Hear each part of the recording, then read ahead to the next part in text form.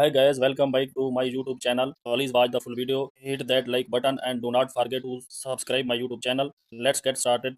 Open the Pixel app, select the import button, go to the gallery, select a picture, adjust the picture, crop the picture, select the crop option, change the background, select the color option,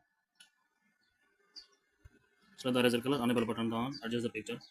Then select the import button, go to the gallery, select the picture, adjust the picture, change the background, select the eraser color, enable button down, adjust the picture. Then select the shape button, adjust the shape, save the shape, select the save option, adjust the save confirmation. Select the eraser color, enable button down, adjust the shape. Save the shape, select the save option, adjust the save confirmation. Select the import button, go to the gallery, select another picture, adjust the picture, change the background, select the eraser color, enable button down, adjust the picture, then rotate the picture, select the rotate option.